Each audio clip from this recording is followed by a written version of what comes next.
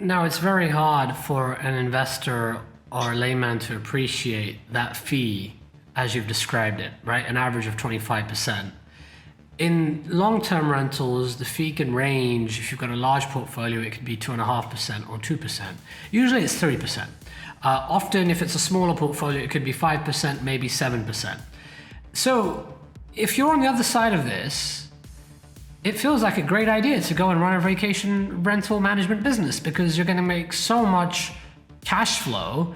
The obvious naive approach is, well, rather than buying one property, I could just manage four and get the same cash flow as if I, did the one. Could you walk us through why the fees are so high? What's actually involved in managing a short-term vacation rental? Are they charging these fees because they can get away with it? What are their profit margins like? Or is it a business that's very hard to actually succeed in because of the cost structure? Transparently speaking, we've had a lot of copycats in the markets that we've been in that think, oh, I can charge 20, 25%, it's easy money. Honestly, it is not. The reason why we're able to do it at such scale is because we've invested into building a lot of tech infrastructure that runs our day-to-day operations, that automates a significant portion of our day-to-day operations. We tried using third-party platforms that did not kind of fit the investment-based scenario that we were solving for. So we built our own property management system, our own access system that sets lock codes to properties, that get our own security system, a lot of our own kind of maintenance systems.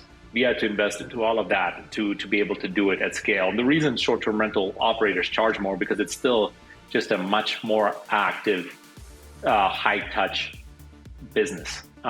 You can get a phone call from a guest at 2 a.m. that you need to respond to, because if you don't respond in time, that guest will leave you a 2-star review, which is a huge negative towards your opportunity to generate the best revenue possible on this asset. So it's much more hands-on. You have to manage cleaners. You have to deal with guests that leave the property in conditions that you can't imagine.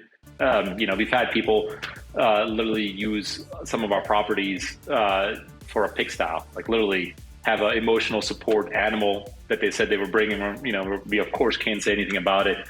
And then it turns out it was a pig, and definitely smelled like a pigsty after they checked out. So there's different things that you have to deal with that you don't deal with on the long-term rental basis. Now, the good thing is that there's also some additional protections that you have with short-term rentals. There's no such things as evictions. You can evict people in short-term rentals in the way we structure our deals. So you don't have to worry about things like that.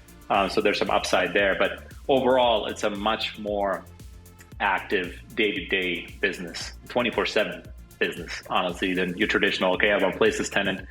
I'll make sure that we collect their payments, once a month. If they have any questions, we'll get back to them when it's convenient for us. We have to do the opposite. We have to get back to the guest when it's convenient for the guest. When you have that critical mass, 3 to 5, I think is what you said, what are some of the roles that you need to start thinking about in hiring? When you can't be doing this anymore yourself, where do you outsource and where do you hire full-time?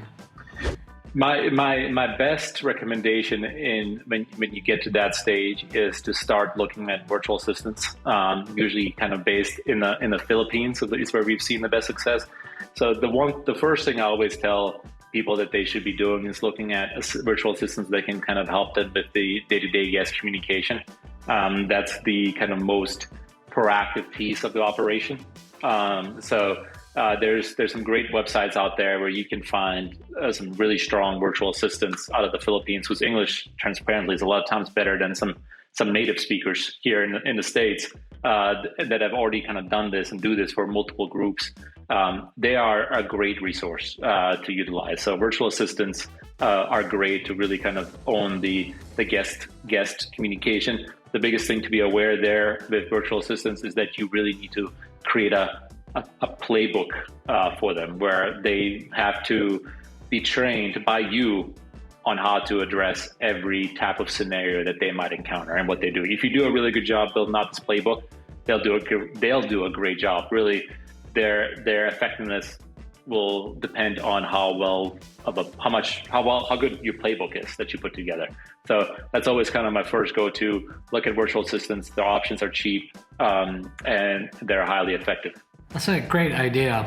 What about the maintenance side? You can't outsource that to the Philippines. You have to have someone available, and in the climate, at least, when we're filming this, there's a labor shortage, and it's very difficult to find competent maintenance staff. How do you handle issues? If you don't handle a key issue, your vacation rental is sitting there empty and not generating revenue. Yeah, that is probably the hardest part about our business right now. The first thing you have to do is you can't take shortcuts with cleaning. You have to find somebody, and you have to be willing to pay them a very healthy not hourly rate, probably up to $20 per hour, which might sound crazy to some people, but that's what it requires. You need to do a good job of paying an appropriate fee for these resources, because they are your eyes and ears on the ground when they're cleaning the property. So there are some platforms out there that we recommend using for short-term rentals. There's a great platform called Turnover B&B. So TURNOVRBNB.com. That's a marketplace for cleaners and soon to be maintenance personnel. Highly recommend using them. You can find some very good, highly qualified cleaners there that do this for a living, and they're able to, service multiple properties at once, which will keep them busy. Because that's the biggest thing with short-term rentals. You can't guarantee them any amount of work because of guests booking one day or booking a month at a time. So you have to find cleaners that have enough work if you only have a handful of properties. Luckily for us, we have a large portfolio, so we can, we have cleaning and maintenance on staff. So that works for us. But if you're not in that situation, I highly recommend Turnover B&B as a resource for you to find those vendors, because they know what they're doing. They're already vetted by Turnover B&B, and they're nationwide. And could you talk to the benefits of having density of rentals in one location? Is there sort of a golden rule in terms of how far apart a rental should be from another rental so you can benefit from scale? Because it makes no sense. I mean, it might make sense, but obviously there's more juice to squeeze if you have two rentals that you manage close together versus two further away, because then you've got to have different cleaning crews, and it just takes longer to go visit and do handovers. Any thoughts on clustering and the geographical segmentation of rentals? There's no denying the fact that having kind of geographical density makes operations simpler. So as much as you can do that, the better. We've seen, usually if you can keep properties within a 5-mile radius, that has been great. We now have some buildings where we have an entire building that's just short-term rentals or mid-term rentals, monthly rentals. Luckily for us, we have built out some technology that I kind of alluded to earlier that allows us to launch a new market with only 1 or 2 properties. But that's because we've built the technology to do so and built the vendor markets to be able to service that. But that's, an advantage that we have because of technology we've built. If we didn't have the technology, we wouldn't be able to expand as much as we have.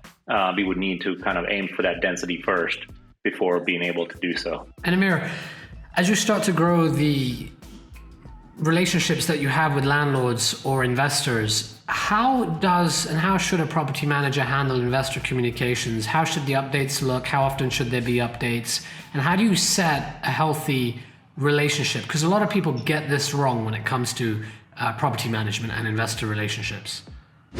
Yeah, I mean, the property manager or the investor needs to look at the property manager as a partner, not just as a property manager in the kind of traditional term when, hey, these guys are taking care of my property. You really need to be an extension of their revenue goals, right? You need to be helping them and providing them with the data and the tools that they need to continuously grow their portfolio, because most of the investors want to grow their portfolio. They need assistance. And as a property manager, you're really well set up to do that. So, what does that mean? If you can create a cadence to review potential properties for that investor to buy, create it. Being proactive there will help you grow your portfolio. Any kind of data that you can provide to the investor about the market, what you're seeing, and any potential properties they'll enjoy. It's really all about proactive communication. If you're reporting with any issues that might be happening on the property level, it's be proactive, give them the data, and be a partner, not an enemy, which a lot of times it feels like for the investor. How do you decide when to bother your investors about things that go on? Because I'm sure you have horror stories. You alluded to someone bringing in a pig into an apartment and it smelled like a pigsty, right? What's the right balance between the appropriateness of updating them on every little situation versus having that they don't want information overload, right? Something I struggle with is some of my managers I work with overload me with incident reports, and it stresses me out as an owner. The last thing I want to hear is there was a fire in this unit and there was water damage, etc. And I'm like, thanks for the update. So what do you need from me? Oh, nothing. Just giving you an update. Insurance working on it. I'm like, okay, I wish you didn't tell me this. If this is within the budget and it's being managed well, then I'm happy. What I'm not happy about though is surprises, right? There was a hurricane and we now need a new roof. And you should have told me about this rather than, waiting till the very end. So how do you balance and decide when to update regarding incidents and when not to? Yeah, honestly, that's a little bit more complicated because it depends on the investor. Some people want to be updated on a continuous basis. They want to know everything. It almost feels like they're micromanaging. Others just want to know that things are taken care of. So it's really kind of early on setting the relationship and the expectations with the investor, so everybody's on the same page, understanding what they're looking for. We have a customer success team that after a contract is signed with an investor, they meet with our customer success team and understand how this investor wants to be communicated with, and we do our best to kind of give them the communication level that they want. Some people want too much data, and a lot of times we say we can't do that. But we're usually able to find kind of a good common ground that everybody's happy with. Other things that help us, we have some dashboards that we've built out for them that they can log in at any time and get the most important information that they need to know and get informed and have the ability to ask us questions if they have any. So really, it's understanding how the investor wants to be communicated to, and then giving them tools that they can get the information that they want at their disposal. Most investors are just happy to know that, one, you've handled it, and you can tell them at the end of the month when you send out your monthly summary. Or some people don't even want to know, as long as the money's coming in and everything's on budget. So it really just depends on the group. So the customer success piece, that is important. Great. This has been very helpful, very, very good insights shared. Amir, how can people reach you if they want to get in touch with you? Yeah, highly encourage anybody who's interested in short-term rentals to check out our website, Rabbu.com. We are doing a redesign that we're launching next month, so it'll be different today than what you'll see in late February. But I do encourage people who are interested in the short-term rental space to check out data.rabbu.com, data.rabbu, rabbu.com. That's our tool that we built, that you type in an address and a bedroom count. We give you the comp set for short-term rentals, and you can see what the revenue opportunity is there. There's some triggers there. If you want to reach out to us and ask us any questions, you can do so through that tool. But it's a free tool, doesn't cost anything, and we have people using it for all kinds of things, whether they're evaluating short-term rentals, they're looking at how other short-term rentals are pricing in their area, and just looking for investment properties. I would encourage anybody who's interested in that data from our site. Great. All right. Thank you so much for coming on the show. Thank you for having me, Zain. It's been a pleasure.